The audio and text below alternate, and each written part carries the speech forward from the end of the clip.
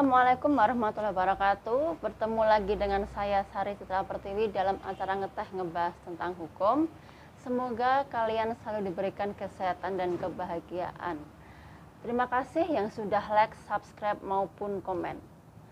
Kali ini kita akan membahas dengan tema upaya membatalkan lelang oleh KPKNL. Pilihan tema ini kami pilih dikarenakan banyaknya kejadian rumah yang dilelang dan ujungnya harus meninggalkan rumah hunian tersebut. Supaya lebih lengkap, kita simak video berikut ini.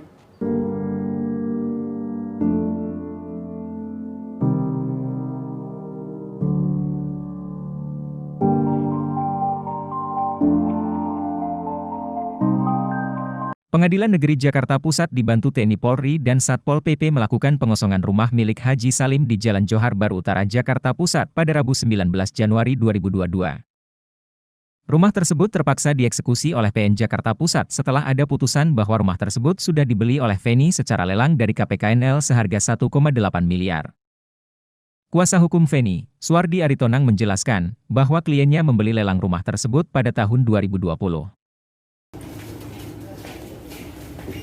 Bang, bisa dijelaskan hari ini kegiatan apa sih Bang di sini Bang? Ya, hari ini kan kita pelaksanaan eksekusi ya, close risalah lelang, ya kan? Dan ini sudah terlelang dari 10 Juli tahun 2020. Ya, artinya sudah hampir 2 tahun lah, ya. Ini kan sudah 2022. Nah, selama ini kan kami juga sudah berusaha ya secara kekeluargaan, ya kan, karena setelah aset ini terjual kepada klien kami yang sebelumnya dilelang oleh KPKNL, ya kan, dan terlelang ini kan karena jaminan di bank. Nah, tentunya kan bank harus melelang untuk pelunasan utang ya, utang yang sebelumnya dipinjam ke bank itu kan. Nah, klien kami sebagai pembeli yang berhasil memenangkan lelang ini ya membeli gitu kan, membeli dan.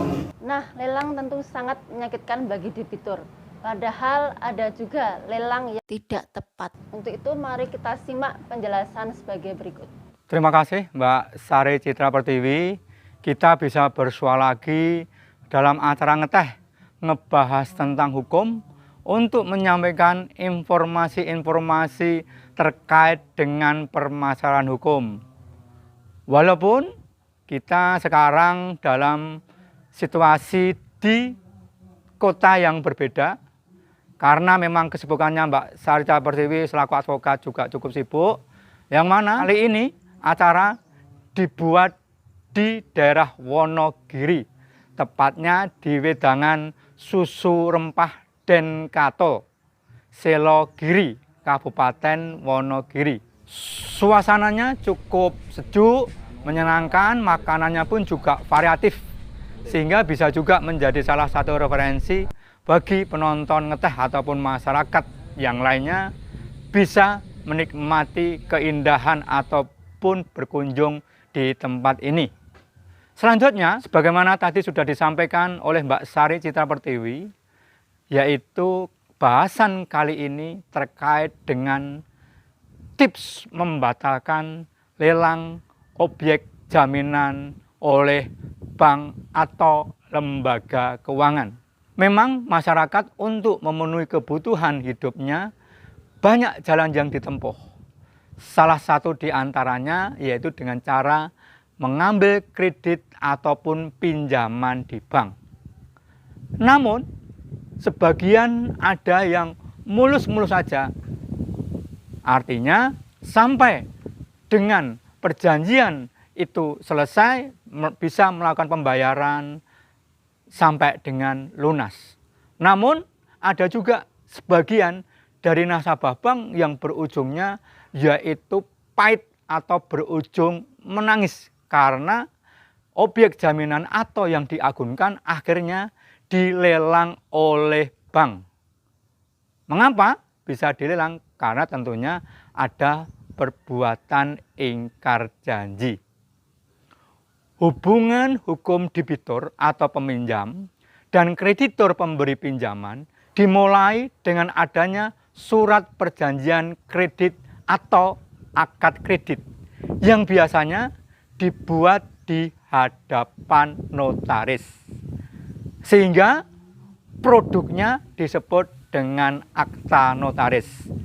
Di dalam akta tersebut tertulis ataupun terurai jumlah pinjaman, kemudian agunannya apa, berapa lama pinjaman itu atau tenornya, kemudian kewajiban masing-masingnya itu apa, semuanya tertulis dalam akta notaris tersebut.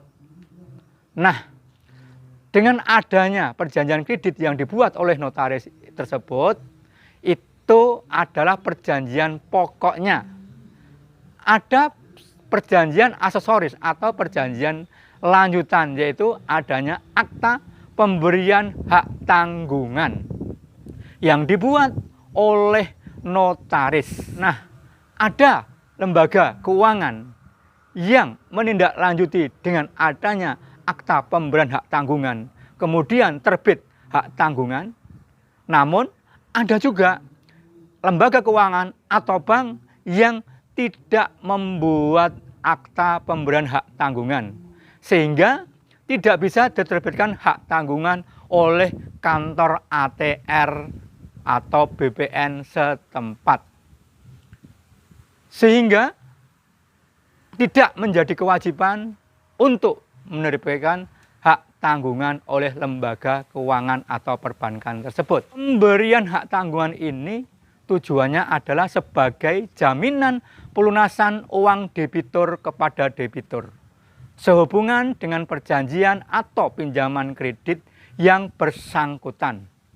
Dalam hal ini, tanah yang biasanya menjadi objek hak tanggungan tersebut termasuk benda-benda lain yang merupakan satu kesatuan dengan lahan ataupun tanah tersebut.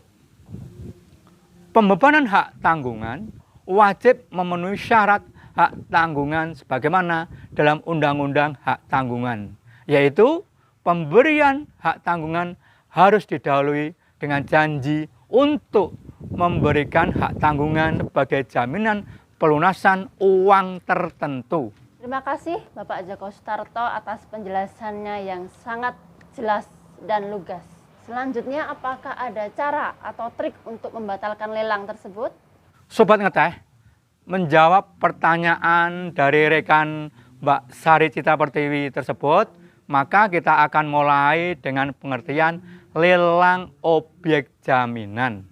Jadi, lelang objek jaminan adalah penjualan objek jaminan oleh bank atau lembaga keuangan melalui proses pelelangan umum guna mengambil pelunasan piutangnya dari hasil penjualan tersebut. Sederhananya, lelang itu mengapa? Karena ada investasi satu, kemudian yang kedua dilakukan di muka umum atau pelelangan umum, kemudian yang ketiga gunanya apa? Untuk melunasi hutangnya. Itulah fungsi lelang. Selanjutnya, mengapa ada lelang? Karena debitur telah cedera janji atau wan prestasi dengan aturan atau isi surat perjanjian yang sudah dibuat dan ditandatanganinya. Penjelasan selanjutnya adalah bagaimana cara untuk membatalkan lelang objek hak tanggungan. Sebagaimana tema kita. Nah, kami akan paparkan cara ataupun trik untuk membatalkan lelang objek tanggungan atau objek jaminan. Yang pertama, cek atau periksa apakah sertifikat yang diajukan sudah dipasang hak tanggungan atau belum. Kemana memeriksanya? Di kantor BPN di mana sertifikat tersebut diterbitkan. Dasar adanya lelang dikarenakan objek jaminan sudah dipasang hak tanggungan. Tetapi tanpa adanya hak tanggungan, objek jaminan tidak bisa dilelang. Artinya bisa dijual, namun harus seizin dan sepengetahuan pemilik atau atas nama sertifikat tersebut. Saya ulangi, jadi kalau tidak ada hak tanggungan, tidak bisa dilelang. Kemudian selanjutnya adalah apakah uang hasil lelang tersebut melebihi nilai dalam hak tanggungan. Dan selisihnya apakah diberikan kepada debitur atau tidak. Misalnya begini, nilai dalam hak tanggungan 1 miliar. Kemudian penjualan melalui lelang laku 1.500.000 rupiah. Maka selisih tersebut harus diberikan kepada debitur ataupun nasabah. Apabila selisih ataupun kelebihan tersebut tidak diberikan, maka bisa melaporkan ke kepolisian, yaitu adanya penggelapan dan juga pembatalan lelang. Yang ketiga, selanjutnya, apakah pelaksana lelang sudah diumumkan? Pelelangan harus didahului pengumuman lelang terlebih dahulu. Biasanya juga melalui surat kabar yang berskala nasional. Apabila tidak ada pengumuman, maka pelelangan dapat dibatalkan. Pertanyaan selanjutnya, di mana atau kemana kita bisa melakukan upaya hukum pembatalan lelang tersebut? Yaitu ke pengadilan negeri, di mana objek jaminan tersebut dilelang.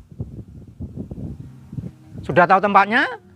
Yaitu ke pengadilan negeri di mana objek jaminan atau objek hak tanggungan tersebut dilelang. Gugatannya jenisnya apa? Gugatannya mengacu pada pasal 1365 KUH Perdata, yaitu perbuatan melawan hukum.